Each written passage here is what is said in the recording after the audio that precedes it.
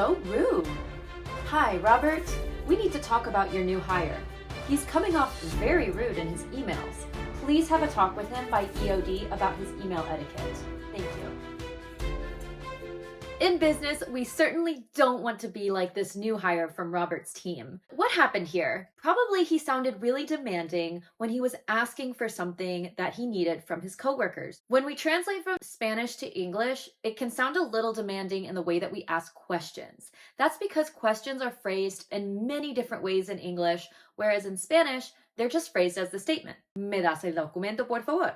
Give me the document, please. In English, that actually comes off a little bit rude. So let's take a look at some basic email etiquette and how to create those questions, sentences, those requests in a really polite way. Pause the video here to review the vocabulary we'll learn in this lesson. There's a couple ways you can start an email, like hello, good morning, good afternoon, good evening, depending on the hour. Those are all appropriate. And also consider the hour of the person receiving your email. For example, if you're in Colombia, but you're emailing with somebody in California in the United States, they're going to be earlier than you. So maybe it's afternoon for you, but it might still be morning for the person receiving your email. You might think, well, why can't I just say good day? Good day makes perfect sense in the rest of the English-speaking world, but in the United States, we don't really say that too often. Typically, I do my emails in the morning, so we're going to use this template. Good morning, James, comma. Sometimes it's nice to include a how are you before your message.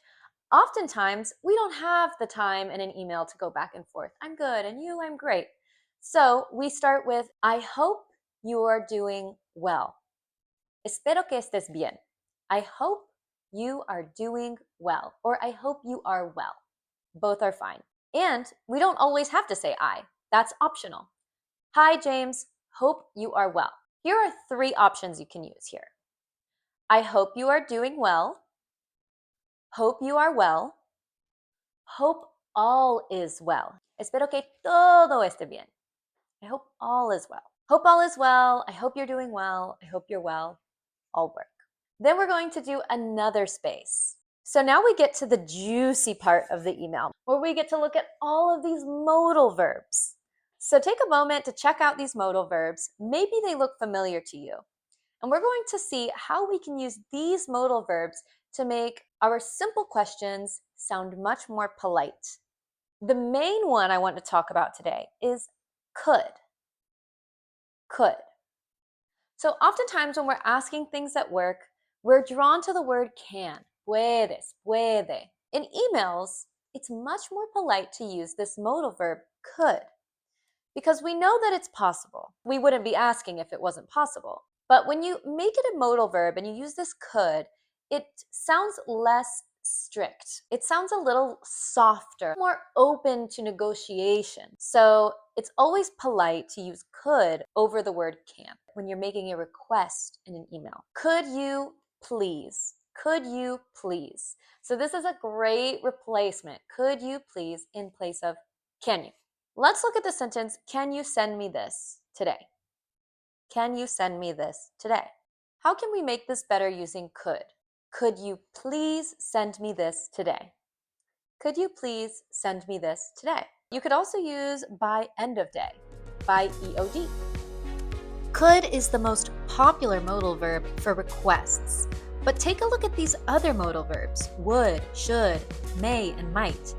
Try to come up with some sentences with those on your own.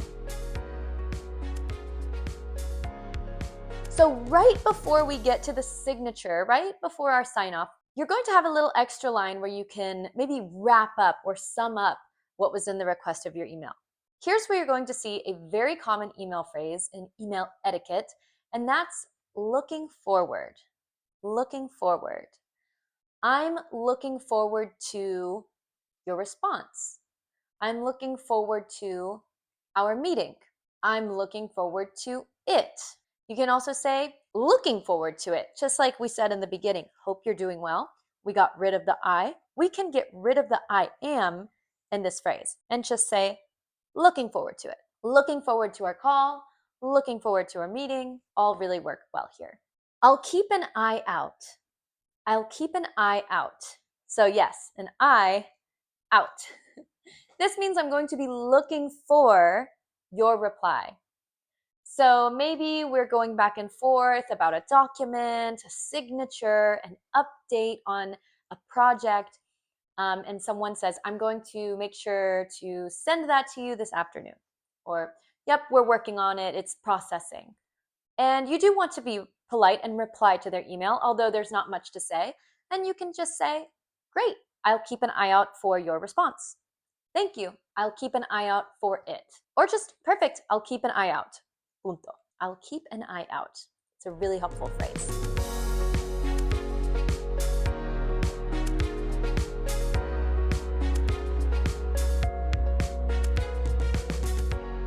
Now let's talk about one of the most important parts of the email, the sign-off.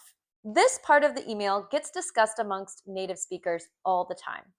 It sets a tone for your personality in the email, so it's nice to add a touch that feels right for you.